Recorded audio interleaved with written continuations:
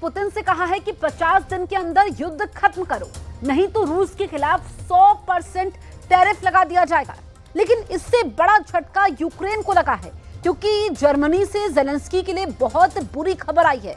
Germany ने अपना वो हथियार यूक्रेन को देने से मना कर दिया है, जिसकी बदौलत जेलेंस्की रूस पर बहुत बड़ा हमला करने का प्लान बना चुके हैं।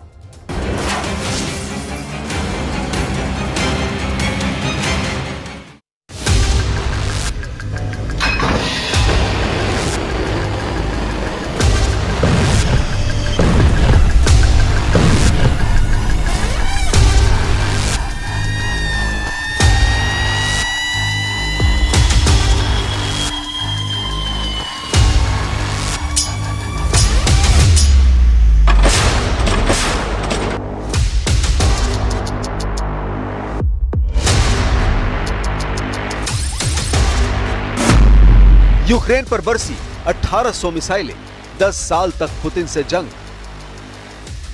अगर 3.5 साल बाद भी रूस यूक्रेन जंग कम होने के बजाय तेज हो रही है, तो इसका मतलब साफ है कि रूस के खिलाफ अमेरिका और नेटो देश बड़ी जंग की तैयारी में जुट गए हैं।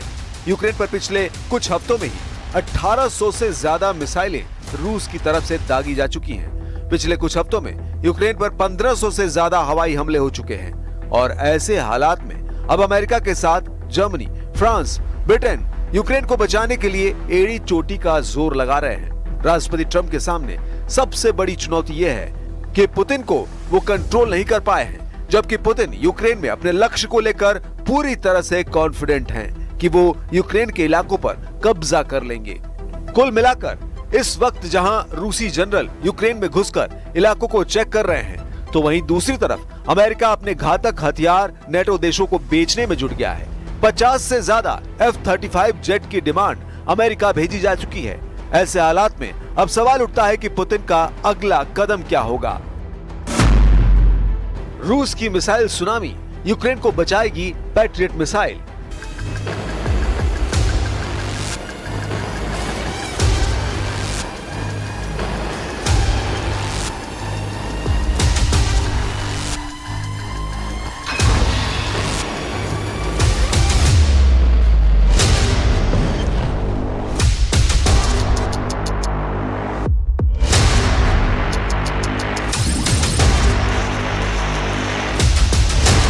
यूक्रेन और रूस के बीच चल रहे संघर्ष ने एक और खतरनाक मोड़ ले लिया है। 13 जुलाई को यूक्रेनी राष्ट्रपति वोलोदिमीर जेलेंस्की ने रूस द्वारा किए गए ताजे हमले को खौफनाक बताते हुए इसे पुतिन का शैतानी हमला करार दिया है। 9 जुलाई को ही रूस ने एक दिन में 728 शाही ड्रोन हमले यूक्रेन पर किए थे। इसके अलावा रूस ने इस्कंदर और किंजल मिसाइलों का भी जमकर इस्तेमाल किया। जेलेंस्की के मुताबिक रूस का उद्देश्य केवल यूक्रेन की हवाई सुरक्षा प्रणाली को कमजोर करना नहीं, बल्कि बड़े शहरों की सुरक्षा को भी भेदना है। एक दिन में 1000 से अधिक ड्रोन यूक्रेन पर छोड़े गए, जिसके सामने यूक्रेन का एयर डिफेंस सिस्टम नाकाम साबित हो गया। इसी को देखते हुए ट्रंप सरकार ने यूक्रेन को पैट्रियट मिसाइल सिस्टम देने का मन बना लिया है। जर्मनी ने कहा कि यूक्रेन के लिए पैट्रियट वायु रक्षा प्रणालियों की बिक्री पर वॉशिंगटन से बहुत सकारात्मक संकेत मिले हैं। वहीं राष्ट्रपति डोनाल्ड ट्रंप ने कहा है कि वो यूक्रेन को पैट्रियट वायु रक्षा मिसाइलें भेजेंगे और यूक्रेन की रक्षा के लिए इनकी सख्त जरूरत है, क्योंकि रूसी राष्ट्रपति व्लादिमीर पुतिन बातें तो अच्छी करते हैं, लेकिन शाम को सब पर बमबारी कर देते हैं। अमेरिकी राष्ट्रपति ने कीव भेजे जाने वाले पैट्रियट मिसाइलों की संख्या तो नहीं बताई, लेकिन कहा कि यूरोपीय यूनियन अमेरिका को पैट्रियट वायु रक्षा प्रणालियों की भरपाई करेगा। ट्रंप का दावा कि पैट्रियट मिसाइल यूक्रेन को मिलेगी और इसका 100% भुगतान यूरोपीय यूनियन करेंगे। ट्रंप ने कहा, हम ऐसा ही चाहते हैं। Wir erleben in den letzten Tagen durchaus positive Signale, auch von unseren US-Partnern, was das Thema Luftverteidigungssysteme angeht, was das Thema Patriot angeht. Bundesminister Pistorius ist gerade auf dem Weg, gerade im Flugzeug auf dem Weg nach Washington und wird diese Gespräche, diese Abstimmung heute fortführen. इधर रूसी सरकारी television पर जाने माने पत्रकार Pablo जारुबिन के साथ एक इंटरव्यू में कहा है कि वो यूरोपीय देशों पर नजर बनाए हुए हैं, जो संघर्ष को और ज्यादा भड़काना चाहते हैं। पुतिन का इशारा यूक्रेन को दिए जाने वाले पैट्रियट वायु रक्षा प्रणालियों को लेकर था।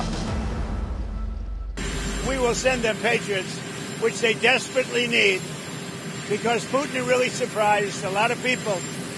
He talks nice and then he bombs everybody in the evening. So there's a little bit of a problem there, and I don't like it. Много слов сказано о дороговизне и так далее. Теперь вроде получается, что эти поставки будут оплачивать со стороны Европы.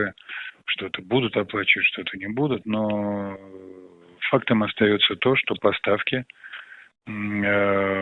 вооружений, амуниции, военной техники из Соединенных Штатов продолжались и продолжаются на Украине.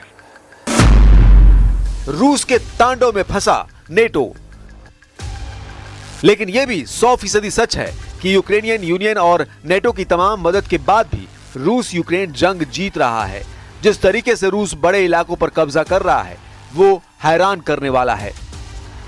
जरा रूस के जनरल स्टाफ के प्रमुख वालेरी गेरासिमोव का ये वीडियो देखिए। 14 जुलाई के इस वीडियो में रूस के जनरल स्टाफ के प्रमुख वालेरी गेरासिमोव को पूर्वी यूक्रेन के डोनेस्क क्षेत्र के पोक्रोवस्क इलाके में देखा जा सकता है। रूस के जनरल स्टाफ के प्रमुख वालेरी गेरासिमोव पूर्वी यूक्रेन के इलाकों में रूसी सेना का हौसला बढ़ाने पहुंचे थे। रूस के चीफ कमांडर को नक्शे पर यूक्रेनी इलाकों पर किए गए कब्जों को देखते हुए साफ देखा जा सकता है।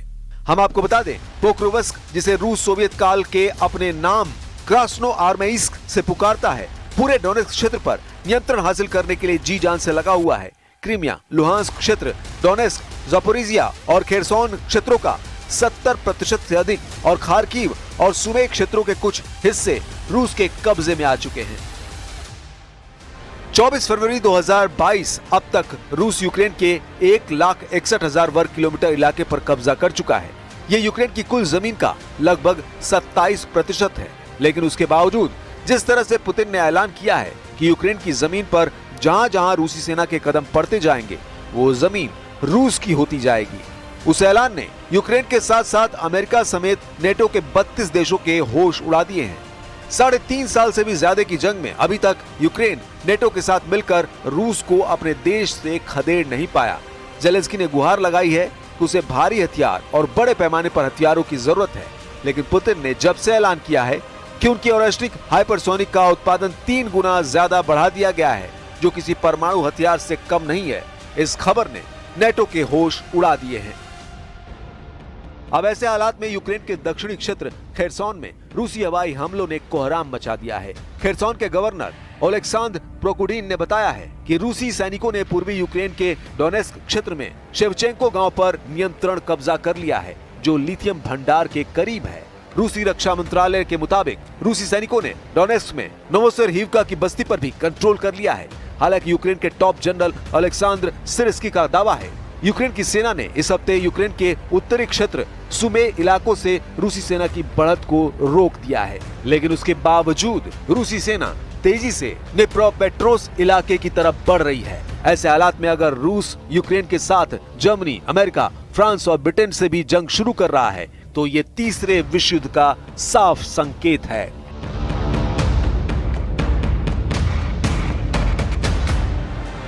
इधर रूस के खतरे को देखते हुए द हेग में हुई समिट के दौरान नेटो सदस्य देशों के नेताओं ने सामूहिक रक्षा बजट बढ़ाने पर फैसला लिया है।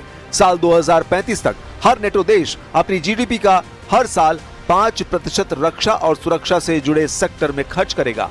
इसमें बजट का 3.5% हिस्सा डिफेंस सेक्टर में खर्च किया जाएगा, जबकि बाकी का 1.5% महत्वपूर्ण इंफ्रास्ट्रक्चर के सुरक्षा में किया जाएगा। यूरोपीय देश अगले 10 साल में अपना रक्षा खर्च जीडीपी का 5% तक बढ़ाएंगे। नीदरलैंड्स के द हेग शहर में हुई नेटो समिट में अमेरिकी राष्ट्रपति डोनाल्ड ट्रंप ने यूरोपीय देशों से रक्षा खर्च बढ़ाने को कहा था। समिट के बाद सदस्य देशों की तरफ से जारी साझा स्टेटमेंट में कहा गया, हम सामूहिक सुरक्षा को लेकर अपने फैसले पर कायम हैं। वॉशिंगटन संधि के आर्टिकल 5 के मुताबिक नेटो देशों में से किसी पर भी हमले को सभी देशों पर हमला माना जाएगा। ट्रंप चाहते हैं कि सभी सदस्य देश अपने जीडीपी का 5% रक्षा पर खर्च करें। अभी नेटो के खर्च में यूरोपीय देशों का कुल योगदान केवल 30% है, जो देशों की जीडीपी का औसतन 2% है। इस बीच खबर है, स्पेन ने साफ कर दिया कि वो अपनी जीडीपी का 5% रक्षा खर्च पर नहीं लगा सकता। स्पेन ने इसका विरोध करते हुए कहा कि वो 2.1% से ज्यादा खर्च नहीं करेगा। फ्रांस, इटली, कनाडा और बेल्जियम जैसे देश भी इतना खर्च करने को लेकर आसानी से राजी नहीं है या कहें दुविधा में है। यूक्रेन के 51 से ज्यादा शहरों और गांवों पर भीषण हमला किया है। इस हमले में 20 से ज्यादा लोगों की जान चली गई और कई घायल हो गए। यूक्रेनी राष्ट्रपति व्लादिमीर जेलेंस्की ने इस हमले की निंदा करते हुए एक तीखा बयान जारी किया और अंतर्राष्ट्रीय समुदाय से तत्काल कार्रवाई की मांग की। जेलेंस्की ने ट्वीट कर कहा, हमारी आपातकालीन टीमें लगातार जमीन पर काम कर रही है। जहां जरूरत है वहां लोगों को राहत दी जा रही है। जेलेंस्की ने लिखा, रूसी हमले की भयावहता का अंदाजा इसी से लगाया जा सकता है कि रूस ने एक ही रात में लगभग 300 हमलावर ड्रोन से अटैक किए हैं। इसमें अधिकांश ईरान निर्मित शाहिद 136B ड्रोन थे, जिन्होंने यूक्रेनी इलाकों को तबाह किया है। इसके साथ ही रूस ने करीब 70 बैलिस्टिक और क्रूज मिसाइलों से विभिन्न शहरों पर हमला किया। यूक्रेनी वायुसेना के मुताबिक रूस ने 14 इस्कंदर M और KN-23 बैलिस्टिक मिसाइलों से हमले किए हैं। इसके अलावा 250 हमलावर शाहिद ड्रोन से हमले किए गए हैं।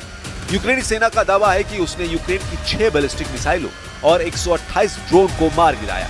रूसी हमलों से यूक्रेन की राजधानी कीव समेत Zhytomyr, Khmelnytskyi, Ternopil, Chernihiv, Sumy, Odesa, Poltava, Dnipro, Mykolaiv, Kharkiv और चरकासी क्षेत्र में भारी नुकसान हुआ है। У ніч на суботу було 339 шахедів. Вже ближче до вечора сьогодні знов повітряні тривоги, знов шахеди в небі. Значну частину наші воїни збивають, але, на жаль, не всі. Крім того, російська армія продовжує використовувати також сотні спеціальних дронів-імітаторів, шахедів в кожному своєму ударі. Завдання цих дронів – перевантажити протиповітряну оборону та ускладнити збиття шахедів. Це їхній свідомий і підлий терор. आबादी नहीं, पूरे यूक्रेन पर कब्जा। यूएन के मुताबिक 3.5 साल की जंग में 30 लाख यूक्रेनी अपने ही देश में दूसरे ठिकानों पर जा चुके हैं, जबकि 60 लाख से ज्यादा यूक्रेनी विदेशों में शरण लिए हुए हैं। इधर पुतिन ने अमेरिका और यूक्रेन को साफ कह दिया है कि अगर सीज फायर चाहते हो तो यूक्रेन के कम से कम 5 प्रांत रूस के हवाले कर दो। हम आपको बता दें, रूस ने इन इलाकों पर हमले तेज कर दिए हैं जिन पर वो कब्जा करना चाहता है। अब आप ये जान लीजिए पुतिन सीज फायर किस शर्त पर करना चाहते हैं। रूसी सूत्रों के मुताबिक रूस ने यूक्रेन से 5 प्रांत देने को कहा है। रूस जिन 5 जगहों से यूक्रेन की आर्मी को हटाने पर तुला है वे हैं डोनेस्क, खेरसोन, खार्कीव, ज़पोरिजिया और लुहांस्क। डोनेस्क एरिया में रशियन बोलने वालों का प्रतिशत ज्यादा है, जो खुद को रूस के करीब मानते हैं। आखिरी सेंसस के मुताबिक डोनेस्क की लगभग 75% जनसंख्या रूसी बोलती है। वे कल्चरली भी रूस से जुड़े हुए हैं। इसके अलावा साल 2014 में क्रीमिया के रूस में विलय के बाद यहाँ के लोग खुलकर मॉस्को के सपोर्ट में आने लगे। यूक्रेनी सेना और रूसी सपोर्टरों के बीच भारी जंग भी हो चुकी है। यूक्रेन का सर्वनाश, पुतिन के सीरियल अटैक शुरू। रूसी मिसाइलों के हमले, रूसी फाइटर जेट के हमले, रूसी ड्रोन के हमले, रूसी टैंक, तोप, रॉकेट से हमले यूक्रेनी सेना पर बेहद भारी पड़े हैं। जब से अमेरिका ने यूक्रेन से दूरी बनाई है, उसके बाद से यूक्रेन का एयर डिफेंस सिस्टम बेहद कमजोर साबित हुआ है। रूसी सेना आसानी से यूक्रेनी सेना को मार रही है। एक एक मोर्चे पर 300 से 400 सैनिक मारे जा चुके हैं। हालात ये है कि महज 90 दिन में ही 472 मोर्चों पर 22,000 यूक्रेनी सैनिक मारे जा चुके हैं। पिछले 4 दिनों से जो तस्वीरें आ रही हैं, वो बेहद भयानक है। रूसी हमलों से यूक्रेन का खार्कीव इलाका आग का गोला बन चुका है। अब आप ये भी जान लीजिए कि पूर्वी यूक्रेन के डोनेस्क में वे कौन से 7 इलाके हैं जहां यूक्रेनी सेना की बुरी तरह से हार हुई है। अमेरिका स्थित institute for the study of war यानी ISW के मुताबिक रूसी सेना महज 48 घंटे के अंदर यूक्रेन के 7 सीमावर्ती इलाकों में जबरदस्त बढ़त बना ली है। ISW के दावों के मुताबिक पूर्वी यूक्रेन के डोनेस्क क्षेत्र में सिवरस्क, टोरेस्क, पोक्रोवस्क और वेलिका नोवोसिल्का शहरों पर रूसी सेना ने कब्जा करने का दावा किया है। यहाँ तक कि यूक्रेन के ज़पोरोजिया क्षेत्र में बढ़त हासिल कर ली है। इसके अलावा रूस के बेलगरद शहर के उत्तर पश्चिम के मध्य डेमिडोवका, वर्खनो-काम्यांस्के और उत्तर दिशा की तरफ पोक्रोवस्क, वेलिका नोवोसिल्का पर पूरी तरह से कब्जा कर लिया है। रूस लंबे समय से यूक्रेन के लुहांस्क, डोनेस्क, खेरसोन और ज़पोरोजिया इलाकों पर सितंबर 2022 से कब्जा करके बैठा है। जहां कभी रूस को बढ़त मिल जाती है तो कभी यूक्रेनी सेना रूसी सेना को खदेड़ देती है। अब ऐसे हालात में देखना होगा कि रूस को काबू में करने के लिए अगर नेटो और अमेरिका जरूरत से ज्यादा हथियार यूक्रेन को देते हैं तो क्या रूस इसे बर्दाश्त करेगा, और नहीं करेगा तो रूस का अगला निशाना फ्रांस, जर्मनी और ब्रिटेन हो सकते हैं।